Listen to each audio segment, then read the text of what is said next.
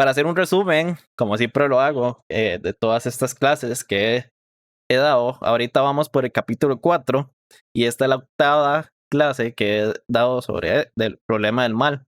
Lo que hemos visto primeramente es como los términos, cuestiones sobre el problema del mal. Se sabe que casi no me recuerdo bien todo lo que hemos visto. Déjenme hacer así como un repaso súper rapidón. Ok, sí, vimos los términos, qué es el problema del mal, cuáles problemas del mal hay, la versión lógica, la probabilística, qué es una teodicea, qué es una antropodicea, algunos ejemplos de que ha dado, digamos, personas como para resolver el problema del mal, pero al final no lo hacen bien. Bueno, también vimos por qué sufrimos y vimos varias teorías de por qué estamos relacionados con el pecado de Adán y Eva. También vimos el origen del mal natural, por qué Adán pecó, el libre albedrío, nuestra naturaleza pecaminosa. Vimos muchísimos ejemplos de maldad humana en cuestiones de países como Alemania, Estados Unidos, Unión Soviética, China, y el punto era que todos al final éramos buenos y ningún país estaba exento de no hacer cosas malas, ¿verdad? Bueno, vimos algunos estudios de psicología sobre lo que nos revela que al final incluso personas normales e inocentes pueden hacer cosas espantosas Así, como electrocutar,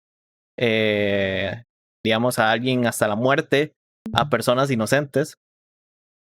Eh, También vimos reflexiones de personas que sobrevivieron a los campos de concentración y ellos decían que al parecer, digamos, esas personas que hicieron estas atrocidades a ellos, o sea, sí, parecían personas normales y corrientes, no había mucha diferencia.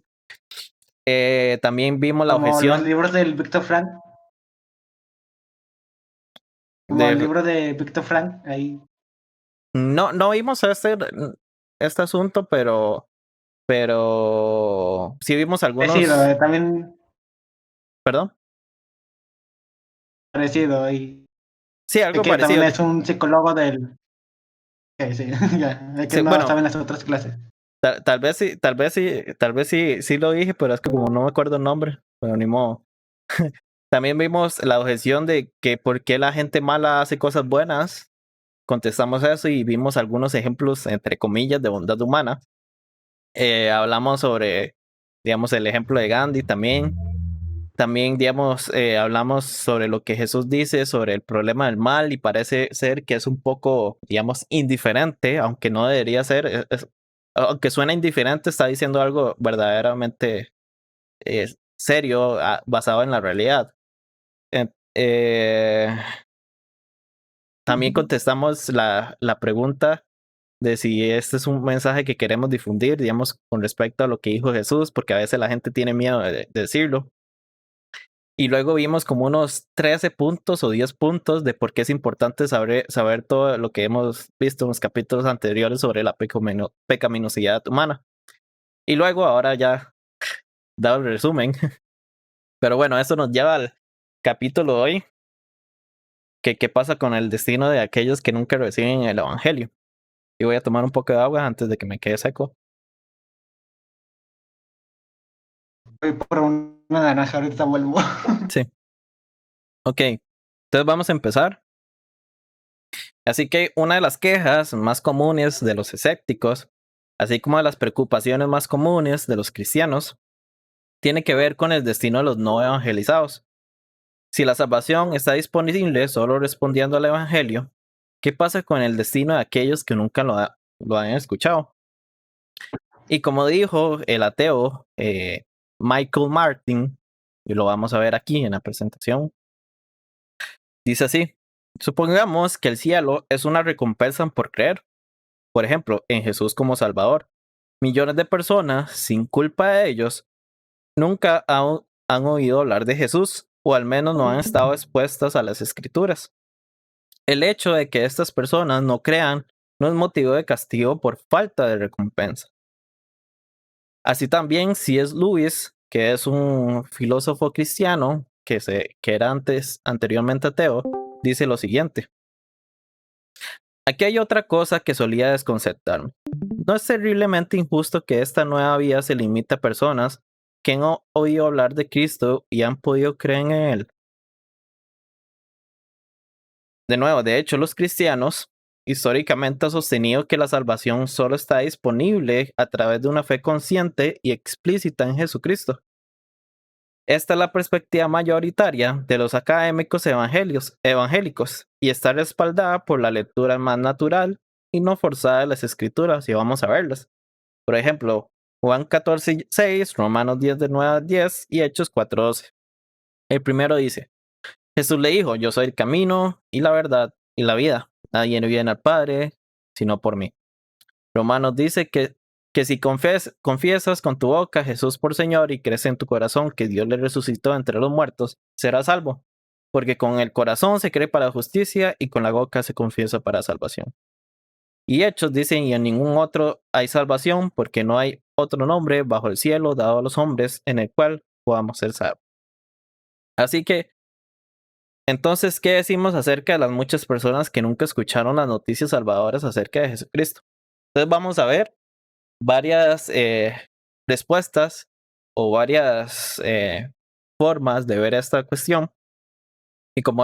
Y por falta de tiempo vamos a ver como la mitad y luego la siguiente mitad vamos a verla el próximo, no sé si dentro de un mes o dentro de 15 días. Luego les aviso cuándo será la próxima clase porque de nuevo necesito compilar todo el material y hacer la presentación que se me toma mucho tiempo.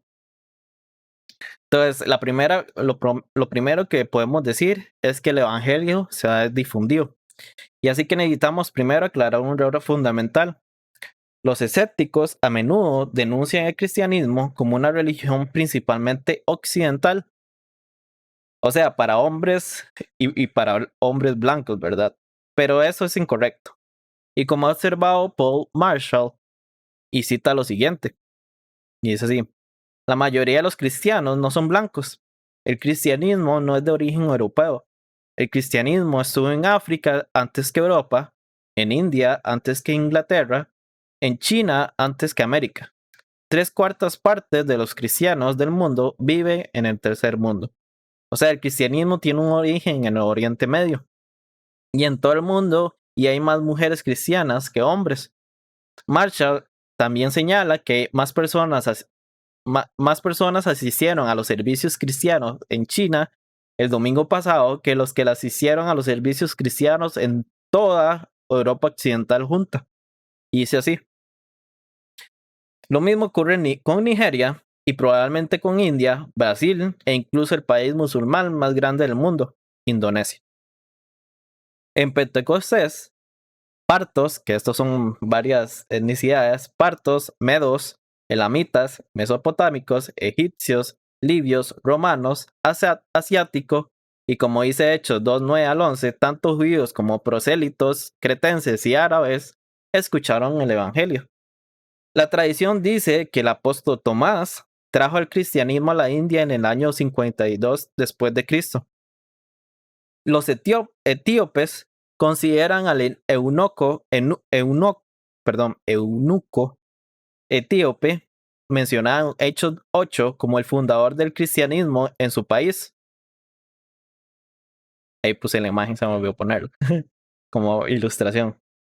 Y Pablo llevó personalmente el evangelio a Grecia, lo que hoy es conocido como Turquía, y luego a Roma, que era el centro del mundo civilizado en su época. A partir de ahí, el evangelio se ha extendido por todo el mundo e incluso los musulmanes de muchos países ya conocen gran parte del evangelio. Por ejemplo, el Corán enseña que Jesús nació de una virgen, dice el Sura 19, 16 al 22. Los suras son como digamos, como los libros, digamos. Bueno, sería como los capítulos casi. También dice que Jesús llevó una vida sin pecado en Sura 19, 19. Y que Jesús sanó a los enfermos y resucitó a los muertos, dice Sura 3:49 y Sura 5:113.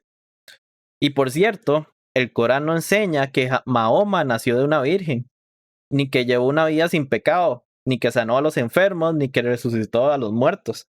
Y ahora aunque el Corán enseña que Jesús no fue crucificado, dice Sura 4, 157 y 158, observe que la negación de su crucifixión hace reconocer que los cristianos creen que Jesús fue crucificado.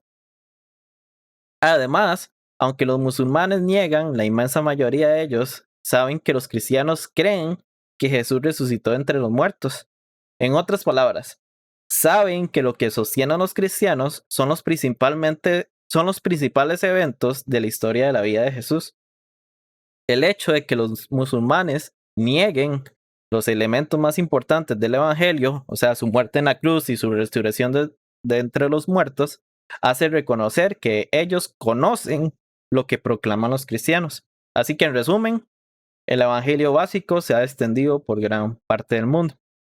¿Qué otra cosa podemos contestar sobre esta cuestión? Pues la palabra es suprimida. Que más grupos de personas no sean cristianos en todo el mundo no se vea que el Evangelio no haya llegado a ese grupo de personas.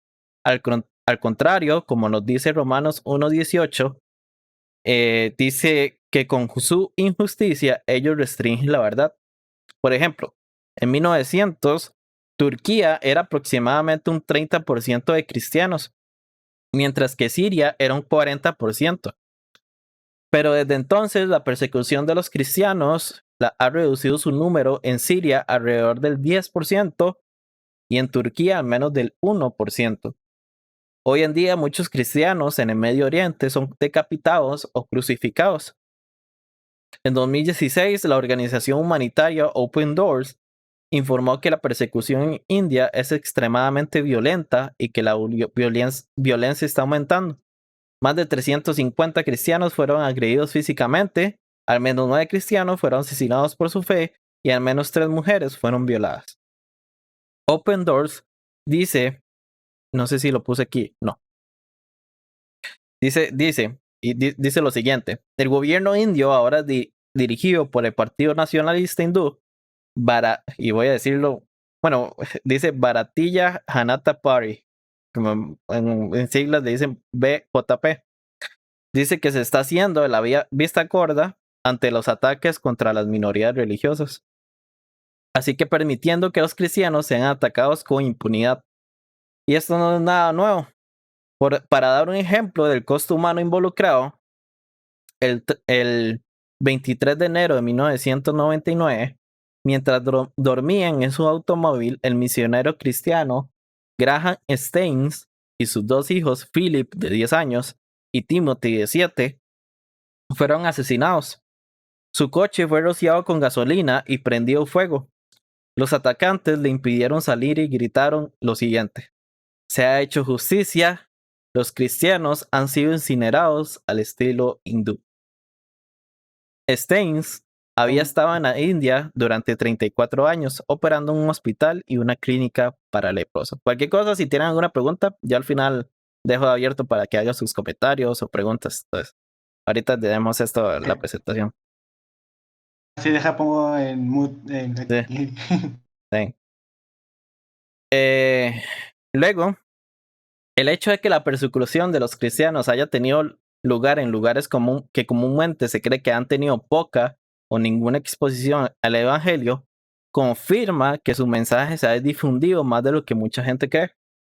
Por ejemplo, en 1597, 26 cristianos, o sea, 20 japoneses y 6 misioneros, fueron crucificados en Nagasaki. Perdonen, aquí está mi perro aquí queriendo que lo, que lo ven, queriendo atención. Voy a seguir. Dice, 26 cristianos, 20 japoneses y 6 misioneros fueron crucificados en Nagasaki. Y en 1600, y esto es súper, o sea, viejo, en 1614. Mira, se me olvidó poner esta diapositiva. Creo que no lo puse aquí, sí, ni modo. Ahí para el Alan del futuro que lo haga el corte ahí. Dice, en 1614, Tokugawa Ieyasu, que este es el nombre de este señor, El primero de los shogunes de Tokugawa emitió y aplicó un edicto destinado a la completa extinción de la iglesia cristiana en Japón. No lo logró del todo, pero la disminución de los creyentes cristianos debido a la retractación y muerte inducidas por la tortura y la ausencia casi total de nuevos conversos significó que para todos los propósitos prácticos el cristianismo en Japón fuera aniquilado. Y aún así el cristianismo tuvo presencia. Muchos de estos cristianos japoneses fueron quemados en la hoguera. Y a principios del siglo XVII, el comerciante inglés Richard Cox, a quien no le gustaban los misioneros papistas, o sea, católicos, escribió lo siguiente. Vi a 55 de ellos martirizados al mismo tiempo en Miyako. Entre ellos había niños pequeños de 5 o 6 años, quemados vivos en los brazos de sus madres, que gritaban, Jesús recibe sus almas. Hay muchos en la cárcel que esperan la muerte cada hora, porque muy pocos regresan a su idolatría. La auténtica libertad religiosa no se incorporó a las estructuras legales de Japón hasta 1946. Lejos de ser una sociedad que anhela escuchar las buenas nuevas, no hay más cristianos en Japón hoy día porque las persecuciones en los siglos pasados han sido muy severas. Y como se mencionó anteriormente, el cristianismo también llegó temprano a China, pero los cristianos también fueron severamente perseguidos durante siglos. En el siglo XIV, los musulmanes mataron a cientos de miles de cristianos en China, y en 1724 el cristianismo fue prohibido y cientos de misioneros inconversos fueron ejecutados. En 1900, las turbas enloquecidas fueron incitadas por un edicto dado por la emperatriz, algo que decía esto: por orden imperial, exterminen la religión cristiana. Muerte a los demonios extranjeros. Los cristianos fueron torturados y asesinados en gran número. Para tener una idea de lo que estaba sucediendo, considero una carta que una madre misionera escribió a sus 3 hijos que estaban a salvo en otra provincia. Y dice así: ella dijo que estaban siendo abusados todos los días por bandas de hombres malos que quieren dinero de nosotros. Ahora todo nuestro dinero se han ido. Sentimos que no nos queda más que intentar regresar a la ciudad. Esto no es un asunto fácil. Los caminos están llenos de estas malas personas que buscan nuestras vidas. Les escribo esto porque puede que sea la última carta para ustedes. Quién sabe, pero es posible que estemos con Jesús muy pronto. Esto es solo una pequeña nota para enviarles un gran amor a todos y para pedirles que no se sientan demasiado tristes cuando sepan que nos han asesinado. Los hemos encomendado a todos a ustedes en las manos de Dios. Él abrirá un camino para todos ustedes. Intenten ser buenos niños. Amen a Dios. Entreguen sus corazones a Jesús. Esta es la última petición de sus queridos padres, su amado papá, mamá y la pequeña Jenny. Y como verán, esto es un poco difícil si ya vemos el contexto donde están, ¿verdad? Y una vez recibida esta carta, sus hijos nunca volvieron a saber de ellos.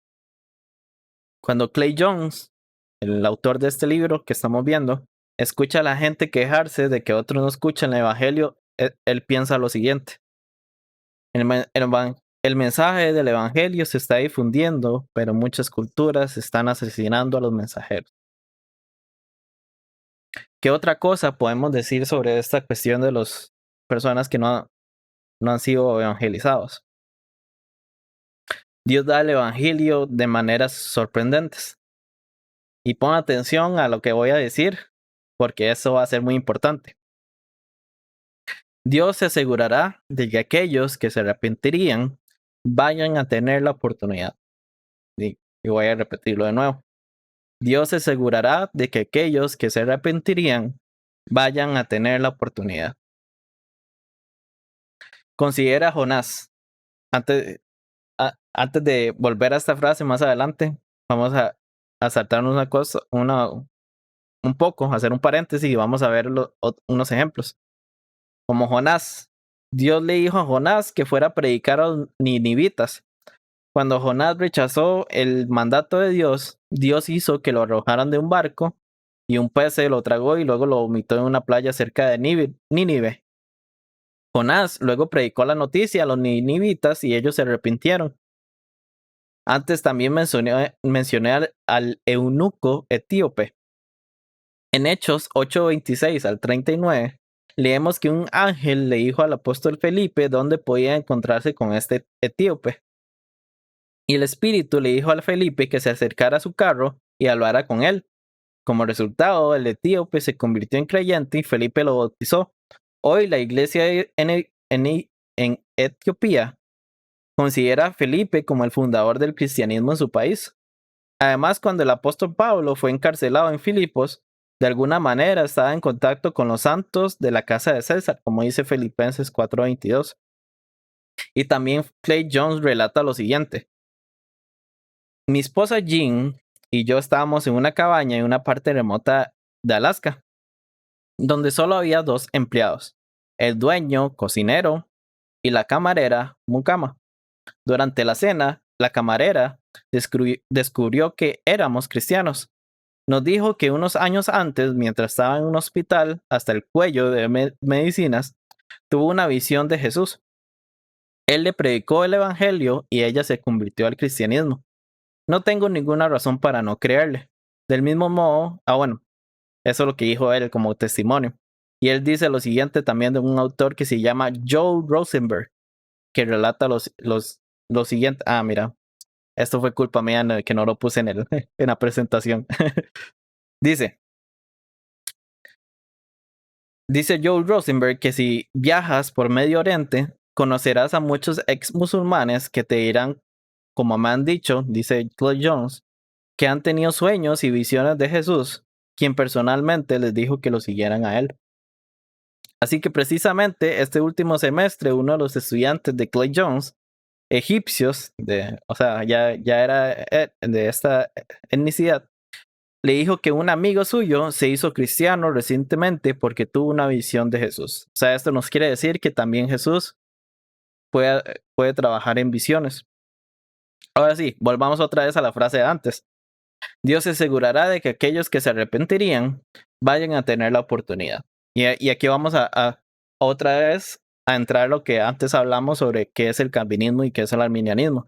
Como repaso súper rápido, la mayoría de calvinistas creen algo que se llama el determinismo. Yo creo que o ya hablamos de eso o vamos a hablar más de eso más adelante. Que creen que Dios determina todas las cosas.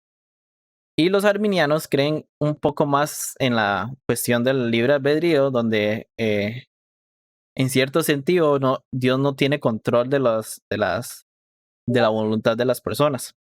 Así que esta frase que se le está mostrando en este momento funciona para tanto los calvinistas como para muchos arminianos.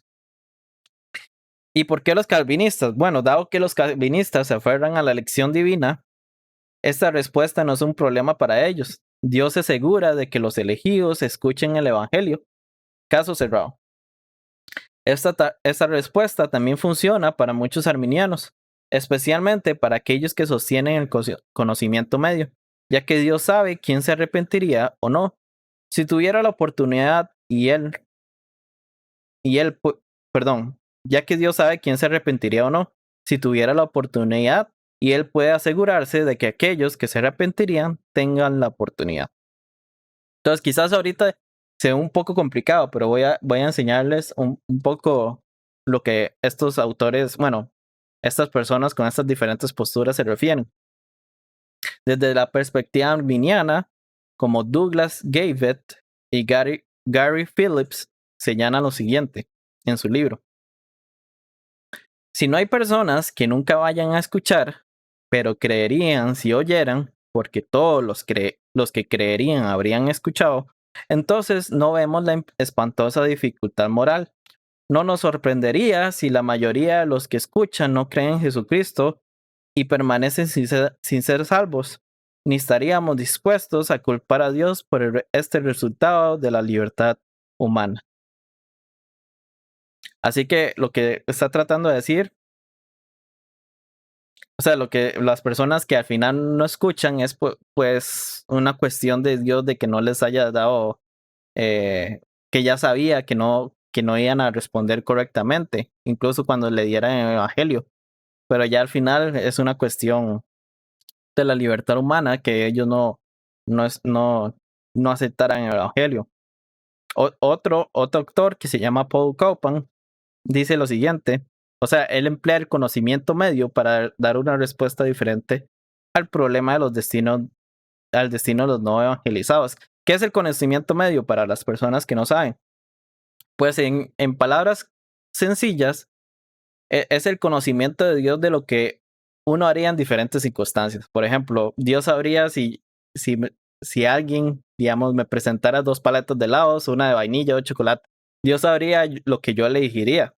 Ese es precisamente el conocimiento medio de Dios. Antes de que yo hiciera esta elección, yo ya sabía cuál sería mi elección. Entonces, dice Paul Compa, Dios ha creado el mundo actual en que nadie es condenado por accidentes de nacimiento o geografías. En él tenemos una afirmación tanto de la soberanía divina como de la genuina, otorgada divinamente libertad de las criaturas. ¿Qué pasa con aquellos que nunca escuchan el Evangelio? Quizás el plan mundial de Dios incluye a aquellos que nunca escuchan el Evangelio, ya que no lo habrían abrazado incluso si lo hubieran escuchado. De hecho, nunca habrían abrazado el Evangelio en ningún mundo posible que él pudiera haber creado. En la soberanía de Dios, ninguna persona nacería en una religión o un grupo étnico no alcanzado si hubiera respondido libremente al Evangelio. Entonces, ¿qué está tratando de decir aquí Paul Copan? Que Dios creó el mundo y puso a las personas exactamente en esos lugares donde supuestamente no llega el Evangelio, precisamente porque saben que estas personas no van a responder correctamente o positivamente al Evangelio. Así que el hecho de que pensamos, mira, es que estas personas nunca recibieron el Evangelio, ¿qué pasaría si ellos hubieran aceptado? Pues aquí Paul Copan dice que si Dios es benevolente y es omnisciente, pues ya sabría la respuesta de ellos y no habría problemas si al final ellos dicen que no al Evangelio y los pusieron a un lugar donde al final no reciben el Evangelio, porque ya sabe lo que ellos escogerían. Otro autor dice lo siguiente, William Lane Craig, dice, un Dios amoroso se aseguraría de que la luz del Evangelio, el cual él sabe que responderían, llega a esas personas. El lector indudablemente habrá conjeturado la manera de salir de este dilema. Es posible que Dios en su providencia haya ordenado el mundo de tal manera que aquellos que de hecho nunca escuchan el Evangelio son personas que no responderían a él si lo escucharan. Dios lleva el Evangelio a todos aquellos que él sabe que responderán a él si lo escuchan. Por tanto, la motivación para el proyecto misionero es ser embajadores de Dios para llevar el Evangelio a aquellos quienes Dios ha puesto para recibirlo libremente cuando lo escuchan. Nadie que respondería si lo escuchara se perderá. Entonces, qué nos dice esto?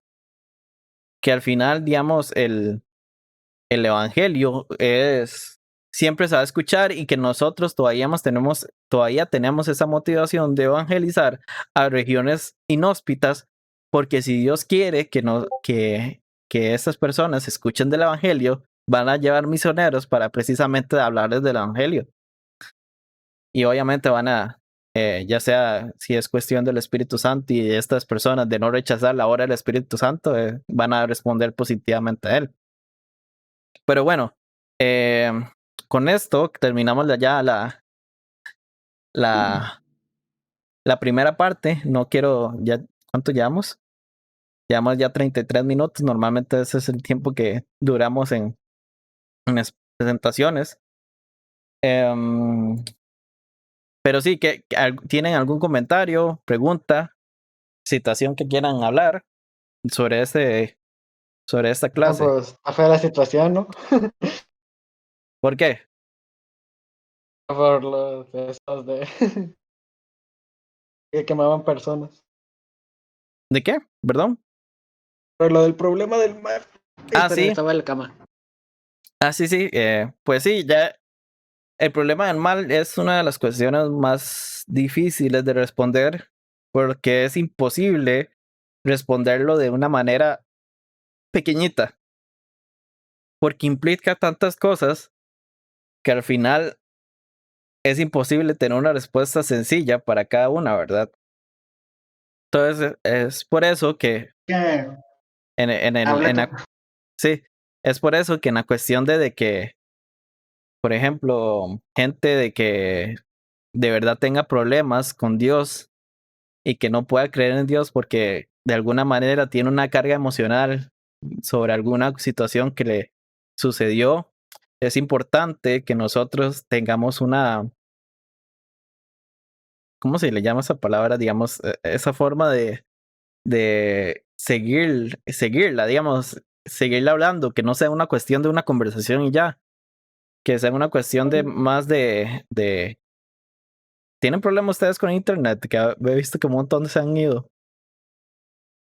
No sé si es, Aún sigo aquí sí, en Haití, pero no habla. ok. Ok, bueno, lo que está diciendo es que, Fue el tercer mundo. sí, lo que está diciendo es que si ustedes quieren responder el problema del mal, que no sea una cuestión de solo una conversación, porque implica muchas cosas. Implica también Hola, la, aquí sigo, perdón por la interrupción, pero sí, no quería que pensaran que me había ido. ok, está bien, no hay problema. Que es importante que esta persona, detrás de la pregunta o el problema del mal, hay una persona que tiene esa carga emocional. Entonces no es una cuestión de simplemente responder y ya, es una cuestión de saber qué cuestiones ella tiene, problemas y dudas. Entonces, así que los motivo a ustedes también, que si tienen alguna cuestión así de carga emocional, que también nos las comparta y tal vez podamos tomarla más directamente, ¿verdad? Y No sé si ahorita que alguien. lo pienso, no me acuerdo si era Frank Turek o algo así, de que decía, por ejemplo, respecto al problema del mal, el problema es tratar de responderlo en unos cuantos minutos cuando estás Ujú, hablando con otra persona. La otra cosa es el tema emocional. En ese caso, por ejemplo, si le das la respuesta correcta, la persona puede decir, pues todo, acaso todo mi sufrimiento para esa cosa. Entonces ahí en ese caso sería mejor darle un abrazo. ujú. En el de Cristo Punto. Sí, también recuerdo o como una anécdota de una persona que se encarga de dar respuestas a estas cuestiones. Y un día estaba en el peluquero y entonces iba a cortarse pelo y era una muchacha que le iba a cortar el pelo. Y en esa cuestión llegó el tema del problema del mal y al final, como él, s- como ya que no tenía tanta práctica, pero sí tenía buena teoría, le explicó toda la cuestión de la libertad de las Se decía personas y que todo eso. los peluqueros no existían porque había personas con pelo largo. Algo así No, le había respondido, ¿no? no, es Es otro. otro. Y entonces al final la persona le respondió que no puede ser tan sencillo lo que él dice. Y al final la muchacha entró en llanto, o sea, intensamente.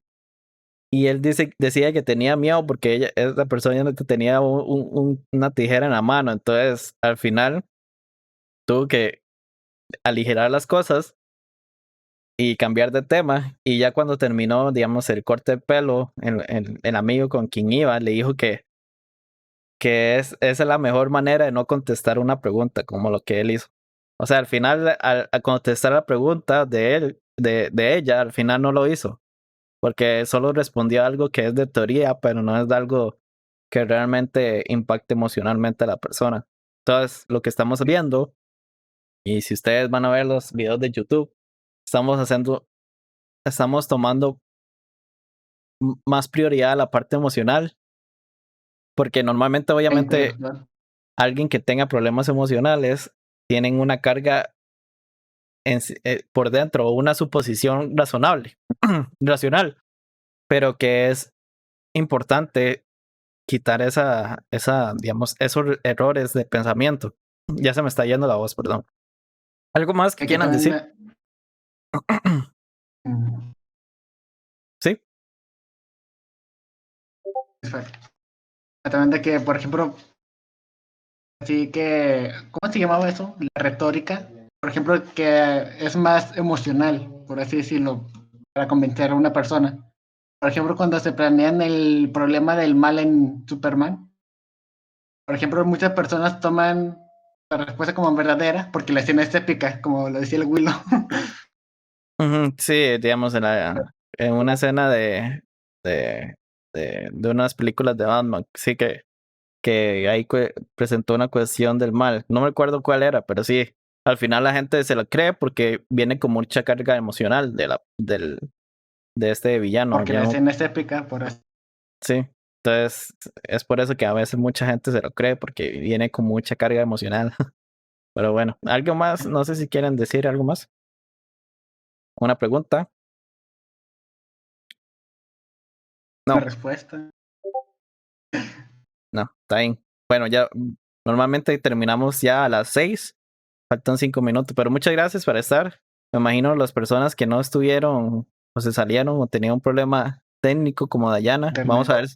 Vamos a ver si podemos arreglar la próxima, que ya no debería, pero bueno.